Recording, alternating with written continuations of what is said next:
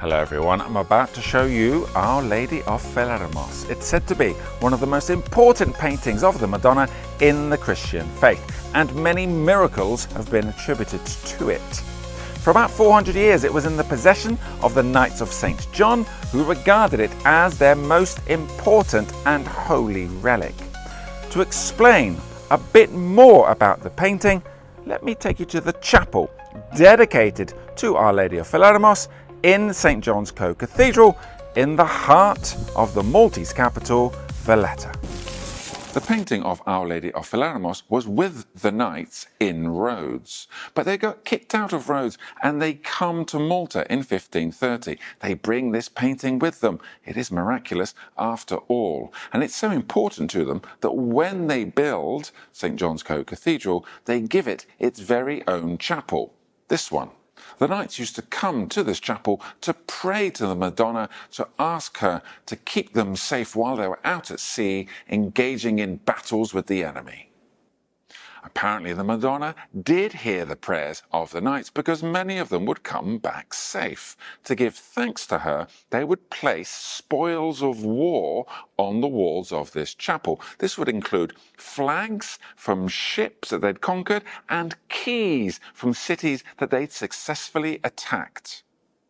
Now, the painting you see in the chapel today is not Our Lady of Philermos. It's Our Lady of Carafa.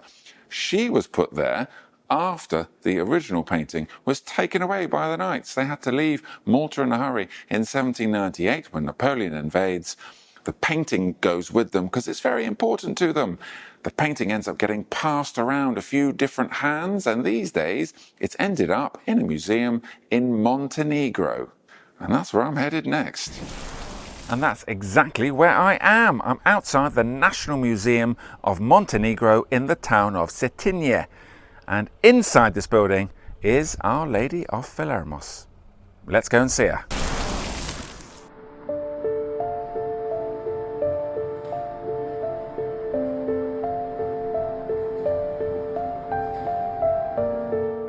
You can see around the head of the Madonna, you can see the white enamel of the Maltese cross. So you can see that all around her there, and the halo that's all around her head, that's got diamonds and rubies all around it.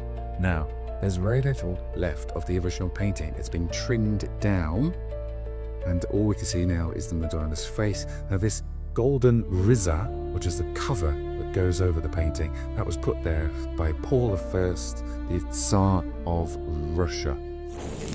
After quite a long journey from Malta to Montenegro, and having heard so much about this painting in the context of Maltese history, it was an emotional moment for me to actually see Our Lady of Philermos with my own eyes.